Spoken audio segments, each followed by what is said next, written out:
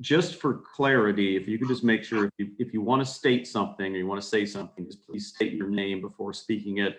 And also before you give any sort of motion, just say your name and then what motion you may want. Also, a little bit different, we're going to do a roll call vote for everything. And that's going to be facilitated by Amy Lacey. So instead of just kind of all in favor, say aye, she's going to go down the names so that we can make sure we record everyone individually.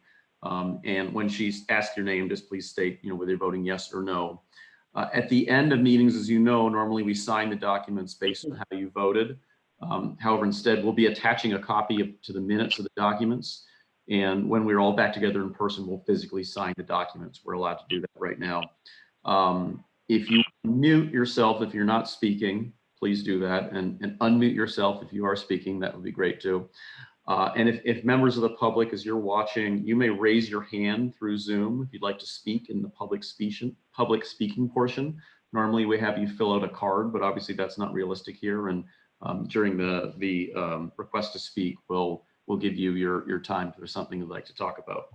So with that, please join me in the Pledge of Allegiance to a flag that I believe is on background for Pat. So I pledge allegiance to the flag of the United States of America and to the republic for which we stands one nation under God, indivisible, with liberty and justice for all.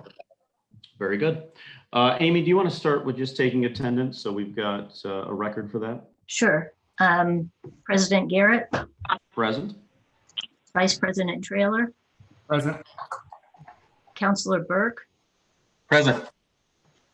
Councilor Choi. Present. Councilor Culp. Present. Councilor Melton. Present. And Councilor Plunkett. Present. Okay, all members of the Zionsville Town Council are present. Very good. Thank you, Amy. Before we begin some of the business today, I've got the pleasure of introducing Mayor Styron to do the swearing in for our new police chief, Mike Spears. Mayor Styron.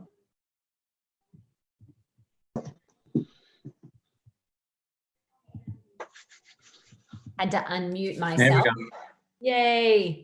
Okay. Yes, it is my great pleasure to swear in our new chief of police, Michael Spears. So I'll read the oath first, and then if you'll repeat after me, it'll be official. I, Michael T. Spears, do solemnly swear that I will support and defend the Constitution of the United States, the Constitution and statutes of the state of Indiana, and the ordinances of the town of Zionsville. I further swear that I will faithfully and impartially discharge the duties of Chief of Police for the town of Zionsville, Indiana, according to the best of my skills and abilities. So help me God. If you remember all that, Mike, I'm impressed. I'll do my best. I, Michael T. Spears, do solemnly swear that I will support and defend the Constitution of the United States, the Constitution and the statutes of the state of Indiana, and the ordinances of the town of Zionsville. I further swear that I will faithfully and impartially discharge the duties of Chief of Police for the town of Zionsville, Indiana, according to the best of my skills and abilities. So help me God. Excellent. Very good. Thank you. Mayor, did you have a proclamation to read as well?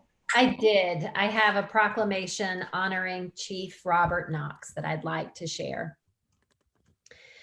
Whereas Chief Knox has served as a police officer and/or chief of police for more than 40 years, and whereas Chief Knox was hired by the Zionsville Police Department in 1984 and has held the ranks of detective, detective sergeant, detective lieutenant, and captain in charge of Criminal Investigations Division. And whereas Chief Knox served as chief of police for the Zionsville Police Department for 8 years. And whereas Chief Knox graduated from the 191st FBI National Academy in 1997. And whereas under Chief Knox's leadership, ZPD has added successful community programs such as the Citizens Academy, Teens Academy, Coffee with a Cop, and the Drug Take Back Collection Program. And whereas Chief Knox was instrumental in establishing the School Resource Officer Program in every school in Zionsville, beginning in 2018. And whereas Chief Knox established the Zionsville Police Department Honor Guard Unit, brought back the department's K-9 unit, and equipped all police officers with body cameras and police cars with cameras. And whereas at the start of his career, there were 5 full-time Zionsville Police Department officers, and now there are 38. And now, therefore, recognizing Chief Knox's dedication to the town of Zionsville and the community through his service as a police officer, as well as Chief of Police, and his leadership within the Zionsville Police Department, the town of Zionsville, through its mayor, proclaims April 6th, 2020 as Chief Robert Knox Day and asks all citizens to join in this observation. Be it further resolved that the town of Zionsville wishes Chief Knox well as he begins a new chapter in his life and retires. Very good. Thank you, Mayor. And echoing congratulations to Chief Knox and all he's done for our community. And I know that at a future council meeting, when we can all get together in person, we'll do something equally as official to celebrate his 40 years of service. And Chief Spears, can't wait to start working with you. You've got big shoes to fill with Chief Knox leaving. So thank you for that. Appreciate your support. He's a fine gentleman, and I had the opportunity to spend last week with him, and it was wonderful. He was a great help to me, and I look forward to working with each one of you. Thank you all. Thanks for the time. Very good. Thank you, Mayor. Now on to the agenda. First, we've got the approval of the memorandum of the March 2nd, 2020 regular meeting. A copy has been posted. Any questions on that? Otherwise, this is Josh Garrett, and I'm going to make a motion to approve. Do I have a second from anyone? Second. A second from Councilor Burke. Amy, can you go ahead and do a roll call vote on this, please?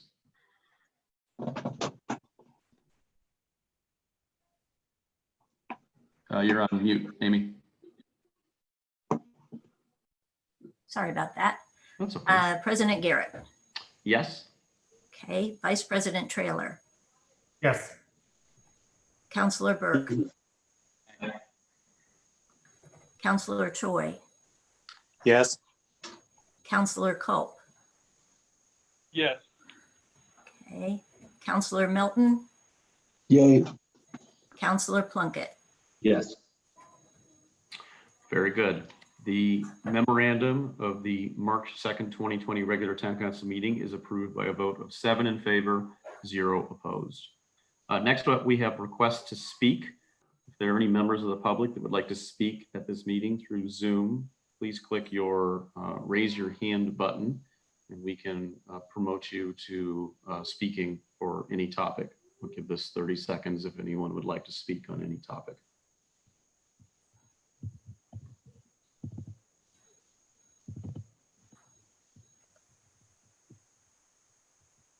All right, I don't see anyone. Amy, do you, or Pat, do you see anyone? No, I do not. I do not. Okay, we will move on then. There is no old business. Moving on to new business. First up is a resolution regarding paid emergency leave for employees of the town. This is resolution number 2020-03. Mayor Styron, I believe you're going to present on this. Yes. Julie and I have worked with our legal counsel and with Josh and Brian on pulling together a document that can take advantage of the both federal and state guidance and directives that have been put forward with regard to how we maintain our workforce in these very challenging times. There's very specific opportunities and guidance from the federal legislation that was recently passed. And we have spent some time going through all of those different documents to determine how we isolate staff into a variety of different categories. So we've essentially determined that there are folks who are going to be able to work remotely while on a paid leave or on a paid status or on a paid leave status. There are actually, if I look at the bottom of the first page and the top of the second page, it describes those three different categories of employees. The first are essential on-site employees. During the pandemic, these staff and members, employees, are critical to the town's response period and operations during this pandemic period. And the work that they undertake is directly tied to a physical location. A real police and fire are two real easy examples, but we also have that in our wastewater treatment plant as well. We also have a category of non-essential on-site only employees. These are the employees that their work is inherently tied, for the most part, to their location. They are not critical to the delivery of services during this period of time. So that is why they're deemed non-essential and have they have different guidance with regard to the resolution. And then there are non-essential remote capable employees. So these folks are people that are not deemed as, that emergency response team that we need to have in place, but they are employees whose majority of their job function can be undertaken remotely. I'm an example of that. And in fact, we've got a lot of folks who for the last 2 weeks have been transitioning to a largely remote activity from home, continuing to make sure that economic development projects stay on track, that different types of programs that we have. The Parks Department, for example, has transitioned some of their in-person programs to programs that they're delivering via video. So you all are, I'm sure, very aware of the different ways that we've been looking to transition our work in this period of time. Today is a really good example of that. So thanks to our legal team of folks, they've managed to pull all of this information into one document, classifying each type of employee, and then talking through the different leave options, paid leave options that we have available to us, both again from that federal, state,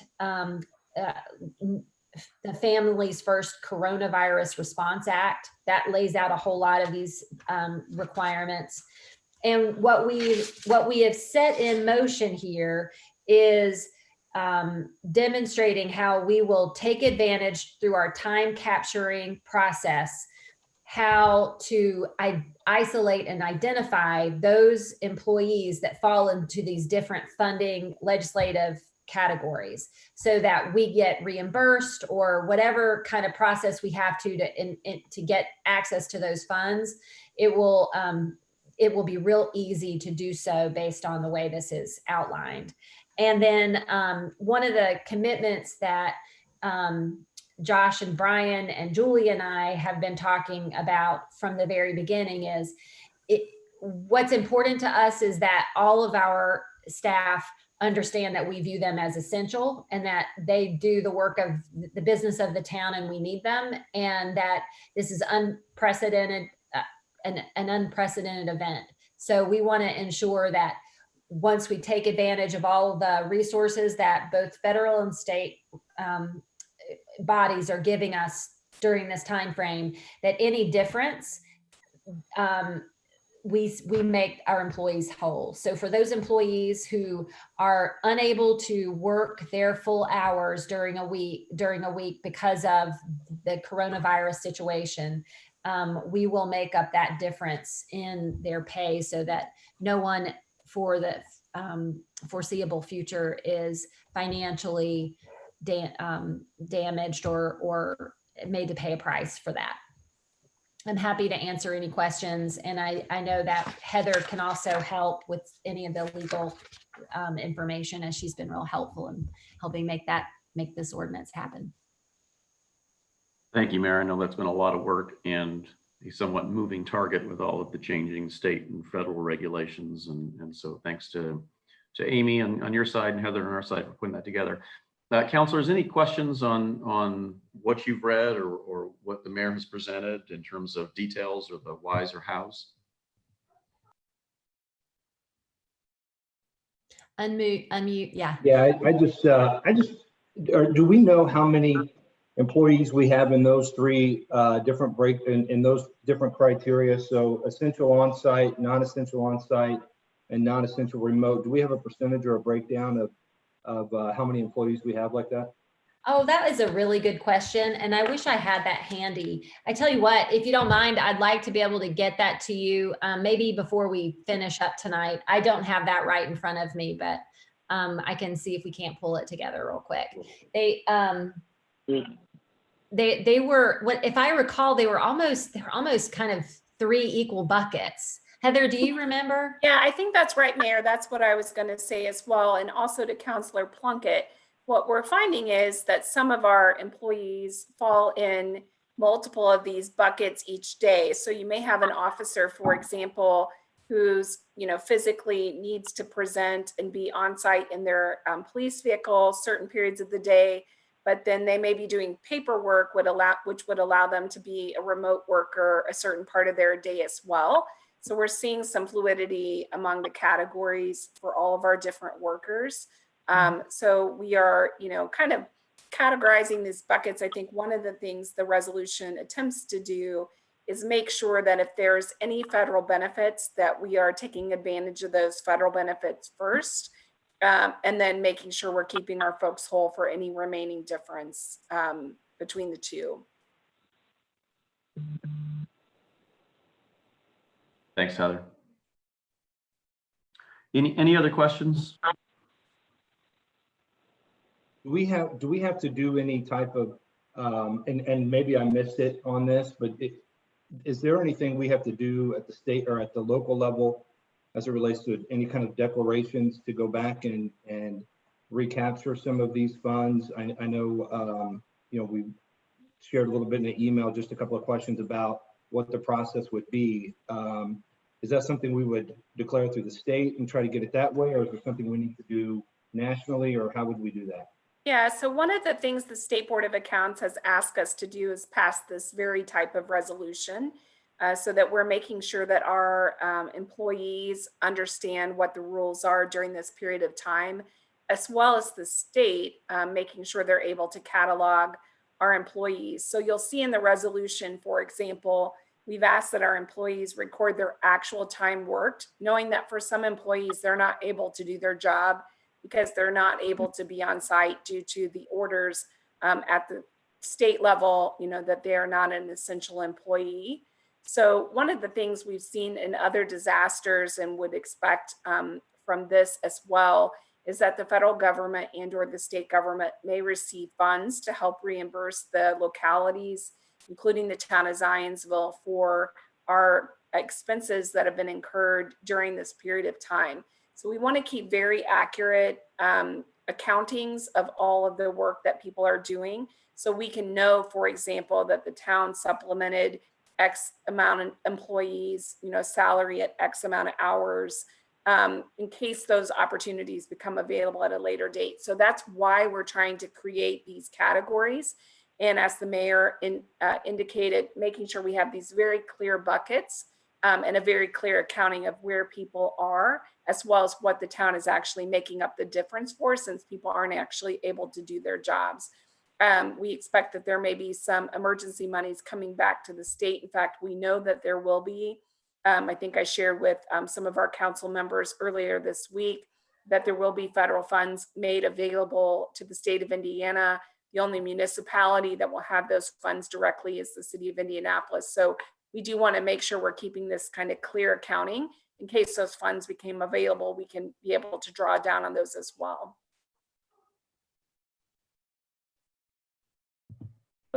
Councilor Joe Culp, Mayor, just a quick question. What are you guys doing as far as, do they have something like sort of like paychecks.com? How are they monitoring how they're using their time? Is that they're doing an Excel spreadsheet? You have a software? What are you doing?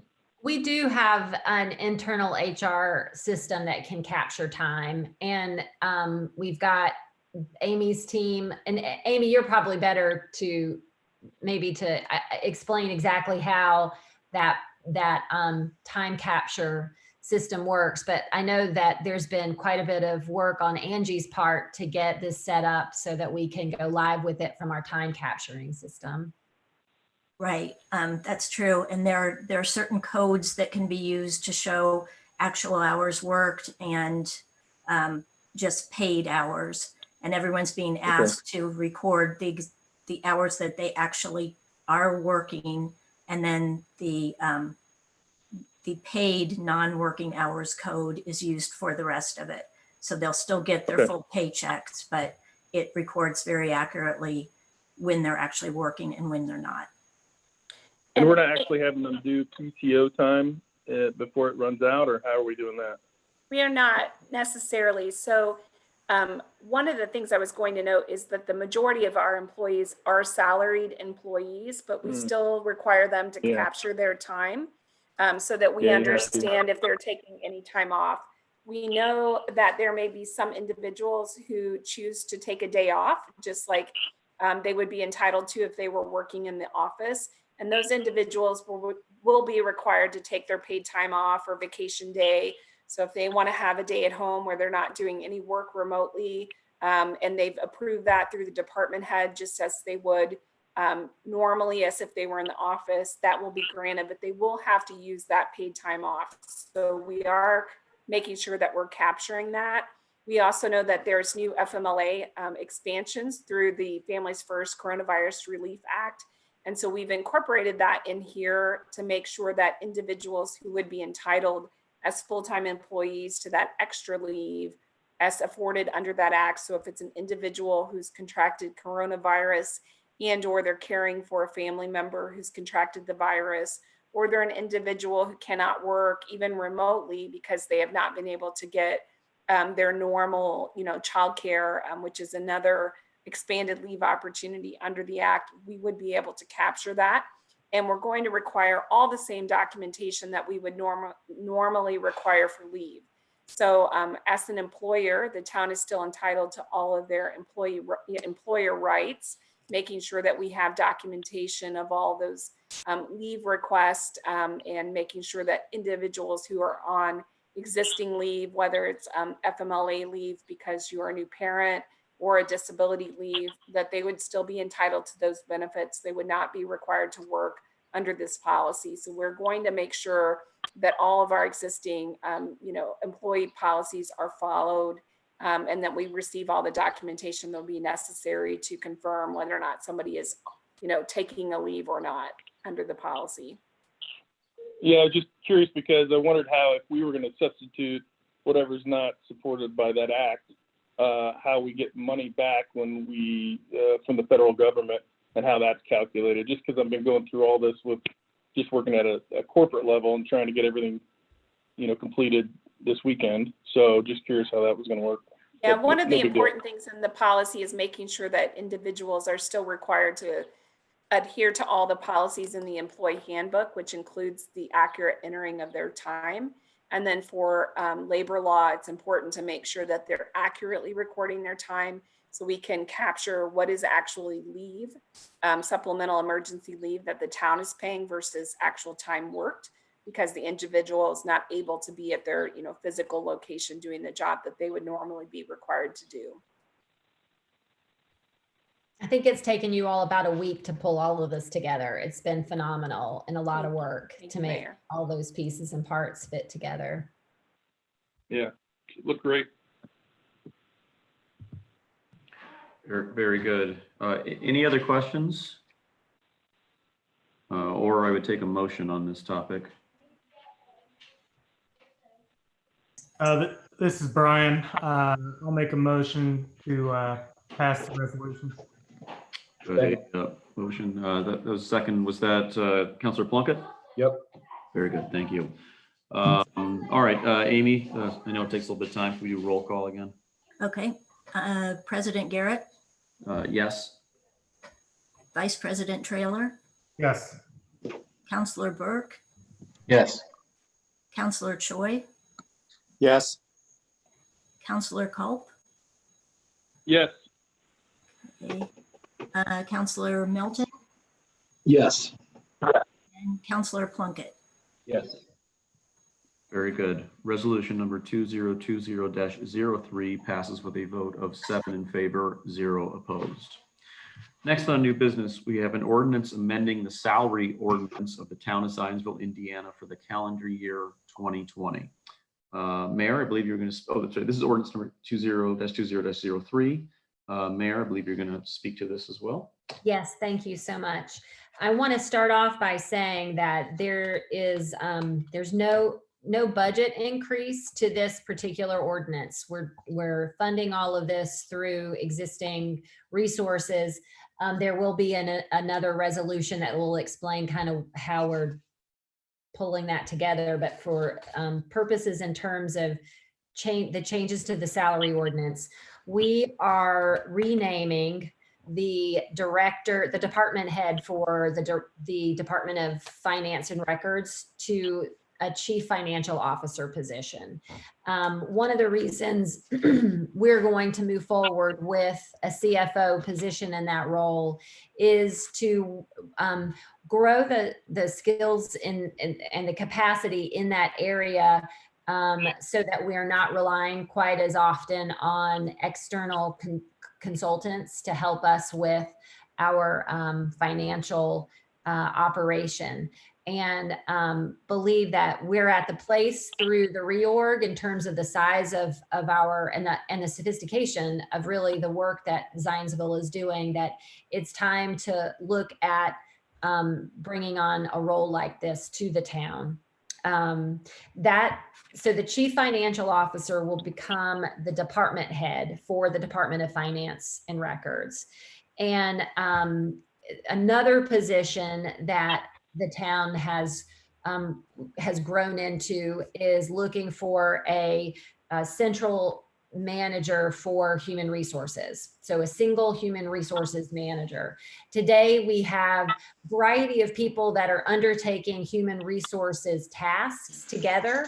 And, but we realize that there's really not been an overall HR manager who is owning that particular role. And we look forward to being able to bring in with someone with that background to lead and direct all of the human resource related functions for the town.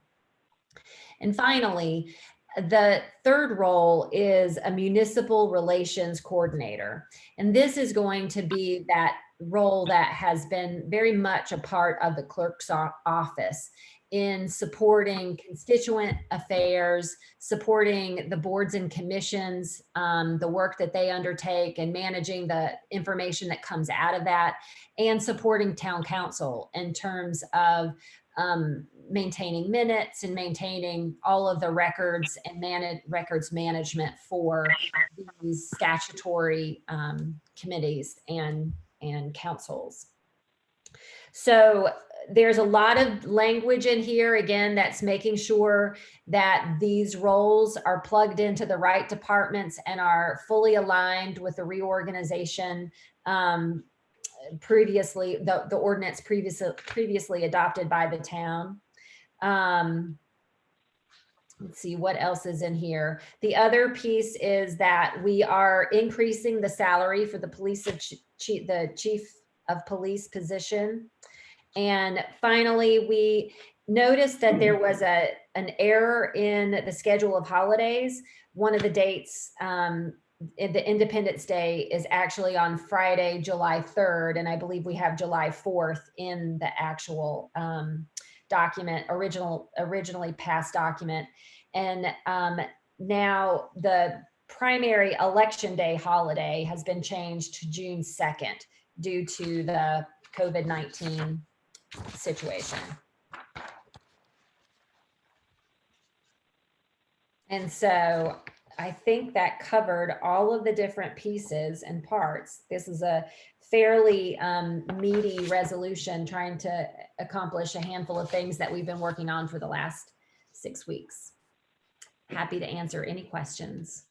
Thank you, Mayor. And one point that she made there about reorganization, one of the things that we need to make sure that we were doing was not do anything that changed the reorganization. And so there has been some just small tweaks to the legal terms that have been going on to make sure that, from a reorganization standpoint, we as a council cannot legislate changes to the reorganization. It has to be done by voter approval, and nothing we want to do, we want to go against that. So everything that we've done here with guidance from Heather and with Amy and with Jeff Papa, who wrote the reorganization, has allowed us to stay within those parameters that were set forth. So there's no change to authority of council. There's no change to what voters approved back the reorganization was done and got us a mayor.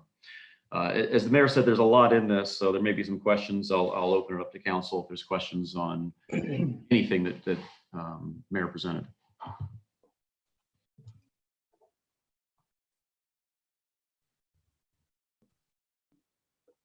There's just a couple clerical things on here on page 8 and page 9. I think we probably just want to shore up the under the street and stormwater labor part-time.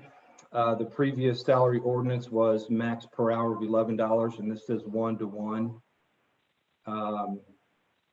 And then on page 9, the write-out pay per 12-hour shift, the previous ordinance was $20, and that has 2Q. I mean, I know it's just probably just a clerical deal. Thank you. Yeah, thanks for checking that out. We'll make sure those get corrected. Heather, with those errors, I didn't catch those, Jason. Thanks for. Yeah, I think it's because it was converted from a PDF document that we previously had. And so this is the new world we're living in, right? Trying to get all these things remotely fixed, but we'll make sure those get fixed. Thanks for catching them. We caught a handful of them before right now. Yeah. As it relates to us passing this with those minor issues, do we need to do anything verbally or just make sure that everyone is on the same page as to what they're passing? In other words, I see what Jason's saying on page 8 says 1-1, it's meant to be $11. Yeah. Where it says 2Q.00, what is the Q supposed to be? Is that 22? Is it 21? Just so we make sure they have full information. Yeah, right. So I think that Councilor Plunkett had the other numbers right in front of him. I might suggest, unless there's other questions, that when he makes the motion, moves to make those clerical corrections as well. I know the intent of this resolution is not to change those underlying positions, but rather to fund the positions that we're discussing in the actual resolution. So if we can make sure that maybe in the motion, we just state that we're only making the changes for the positions that we're amending and all other positions will remain the same, I think that would handle it.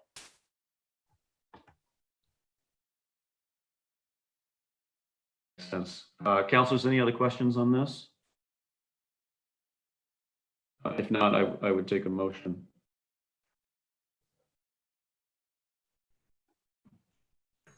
I'll move to pass the resolution, to Heather's point, only applying to the new positions that are outlined. Is that okay, Heather? Yes, perfect. Very good. I've got a first from Councilor Burke. I'll second that. So second from President Garrett.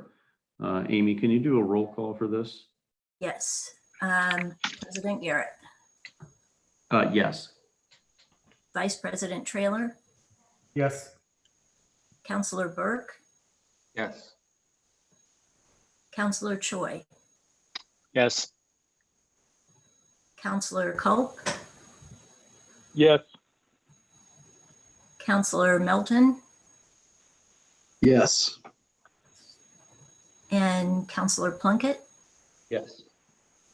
Okay, Very good. Motion to introduce ordinance number 20-20, I'm sorry. Motion to introduce ordinance 2020-03 on first reading passes with a vote of 7 in favor, 0 opposed. If it pleases the council that in speaking with the mayor, there is some urgency in these 3 new positions so that they can get posted so that we can start getting candidates. So I'm actually going to make a motion to suspend the rules and do a final vote here tonight. Is there a second on that motion? This is Brian. I'll make a second. All right, first from President Garrett, second from Vice President Trailer. Amy, can you do a roll call on this is just the motion to suspend the rules? yes. President Garrett, Yes. Vice President Trailer,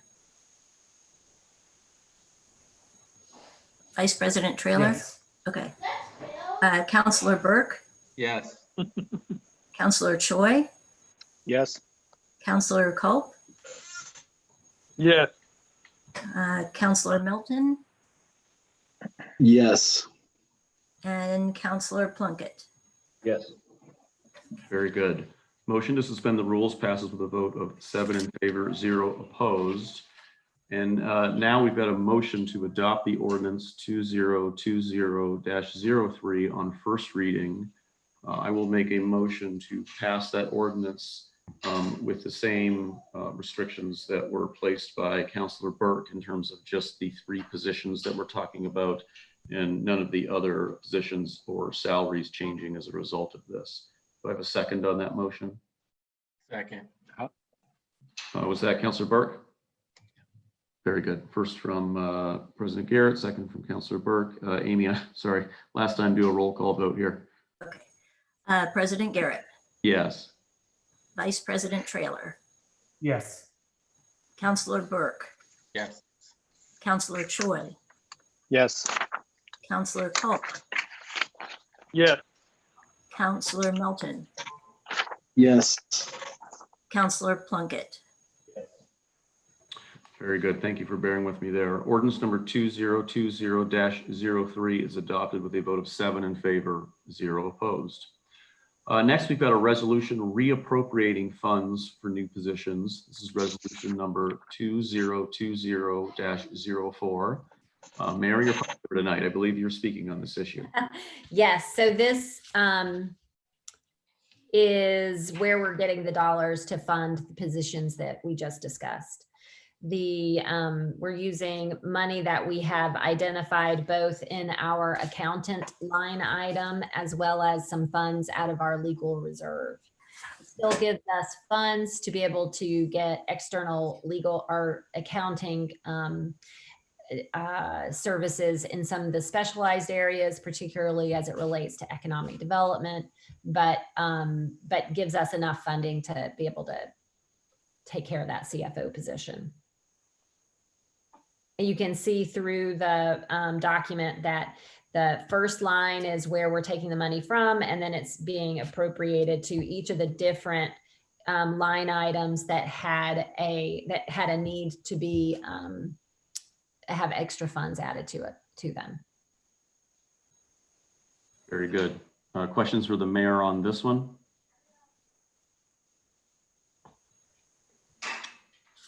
No questions. I'd take a motion then. Motion to Second. approve. Alex Choi. Got a first from Councilor Choi. Did I hear a second?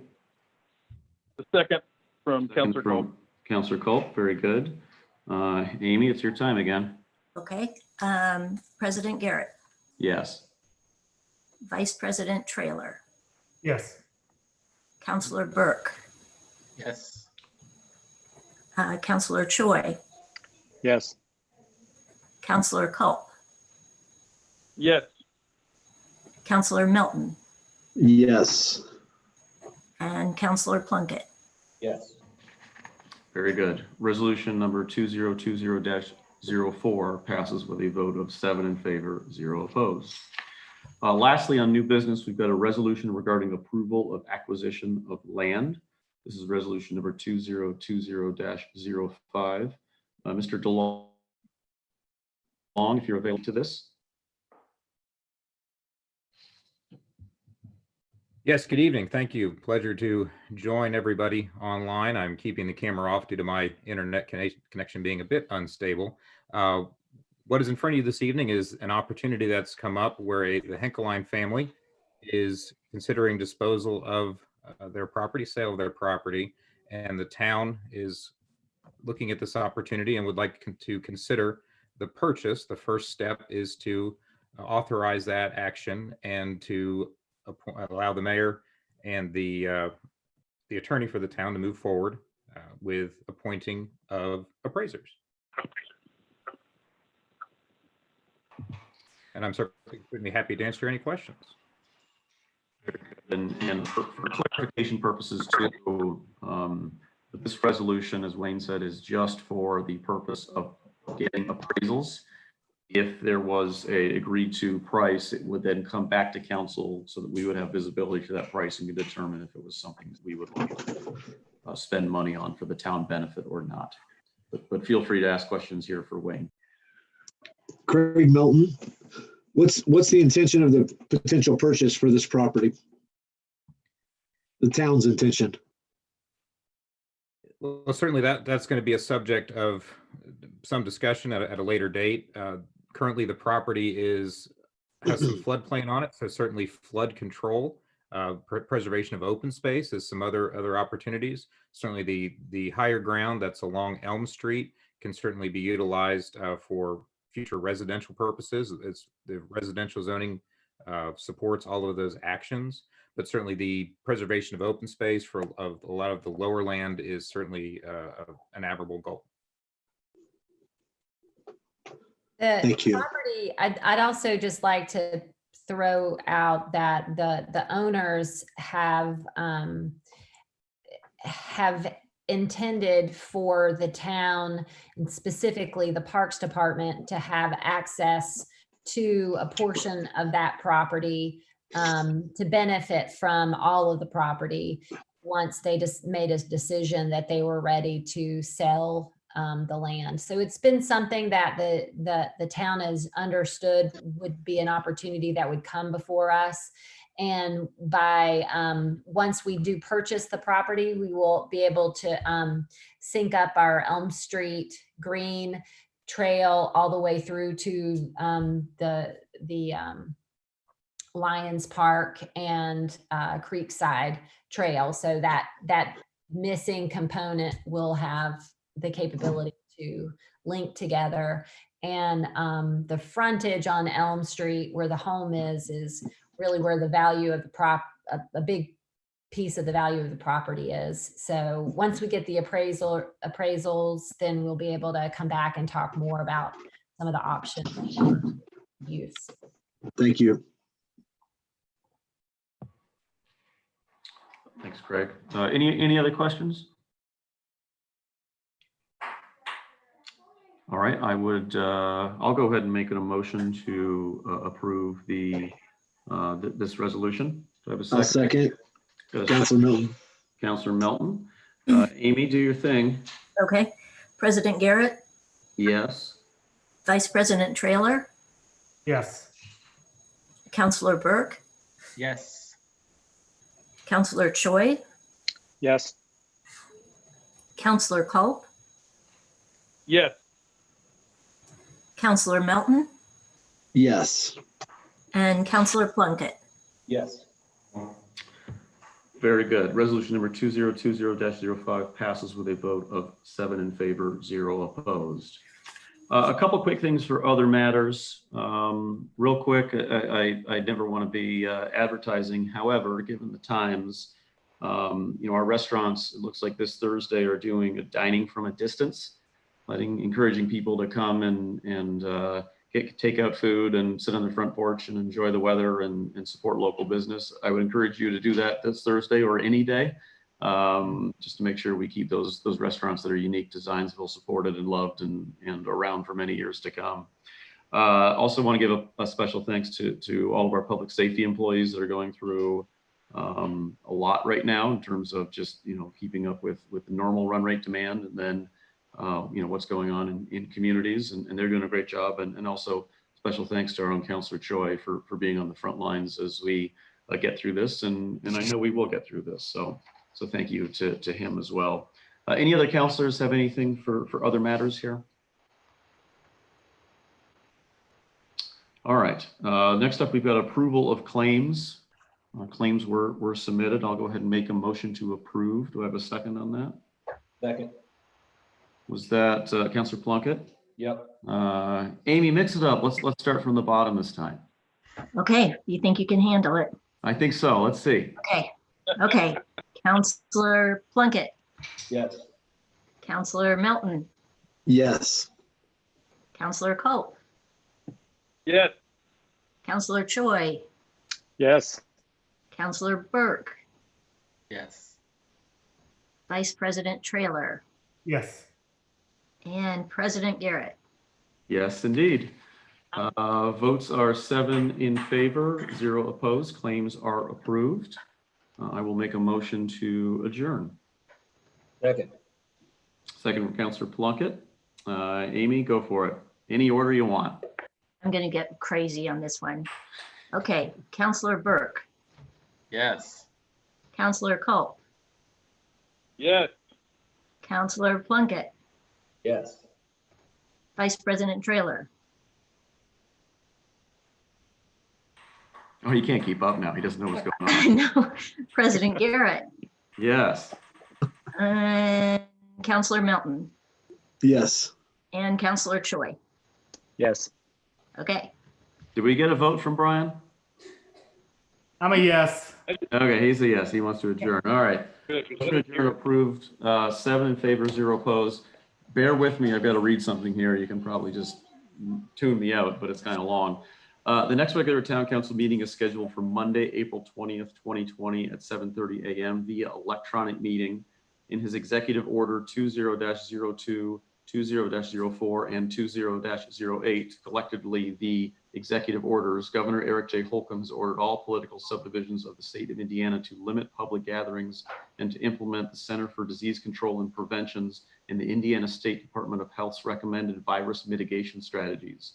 The executive order suspends certain requirements for essential governmental functions that facilitate essential infrastructure with request to public meetings and open door laws, including suspending physical participation requirements by members of public agency governing bodies and permitting public attendance through electronic means of communications. As a political subdivision of the state of Indiana, the Zionsville Town Council must comply with the executive orders throughout the duration of the COVID-19 public health emergency. According, all public meetings of the Town Council shall be conducted in the following manner until the end of the COVID-19 public health emergency. Members of the public shall have the right to attend council public meetings via electronic communication, via Zoom link or telephone. A Zoom link or phone number will be provided in the meeting notice. That's it.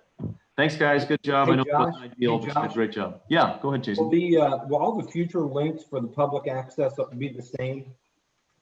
I will defer to Pat on that. Pat, will the links be the same for the meetings? I think they are, correct?